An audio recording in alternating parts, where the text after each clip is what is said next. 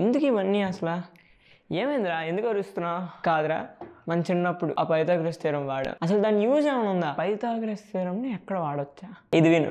Maths concept లో నుంచి time dilation concept ని డిరైవ్ చేయొచ్చు అని మీకు తెలుసా? అసలు టైం డైలేషన్ అంటే అండి, let me explain this. Let's say this is a photon and ఇది ఈ సెటప్ మొత్తం ఒక ఫోటాన్ క్లాక్ అనుకొని, ఎప్పుడైతే ఈ ఫోటాన్ కింద ప్లేట్ ని టచ్ చేస్తుందో అది 1 సెకండ్ అనుకుందాం. So photon travels at speed of light c. Let's say t time పడుతుంది ఆ రెండు ప్లేట్స్ మధ్యలోని డిస్టెన్స్ కవర్ చేయడానికి. ఇది ఒక రెస్ట్ ఫ్రేమ్ లో ఉండే మన విజువలైజేషన్. ఇప్పుడు దీన్ని తీసుకొని వెళ్ళి v స్పీడ్ తో ట్రావెల్ చేస్తున్న స్పేస్ షిప్ లో పెట్టి పంపిద్దాం. ఇప్పుడు కూడా టైం అలానే నడుస్తుందా? Let's see. మీరు చూస్తున్నట్టయితే ఫోటాన్ కి ముందు ట్రావెల్ చేసే డిస్టెన్స్ కన్నా ఇప్పుడు ట్రావెల్ చేసే డిస్టెన్స్ ఎక్కువ.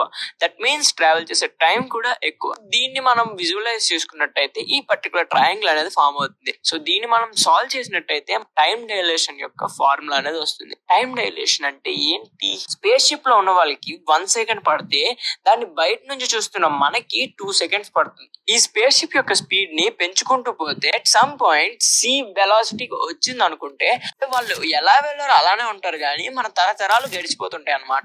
ఈ కాన్సెప్ట్ అంతా విన్న తర్వాత నాకు రిలేటివ్ స్పీడ్ కాన్సెప్ట్ లో ఒక క్వశ్చన్ వచ్చింది. ఆ క్వశ్చన్ కి ఆన్సర్ ఏంటంటే స్పీడ్ ఆఫ్ లైట్ ఈజ్ ఇర్రిఫరెన్షియల్. ఈ ఆన్సర్ కి క్వశ్చన్ ఏంటో కామెంట్ సెక్షన్ లో చెప్పండి, అండ్ కరెక్ట్ క్వశ్చన్ ఏంటో నేను పిన్ చేస్తా.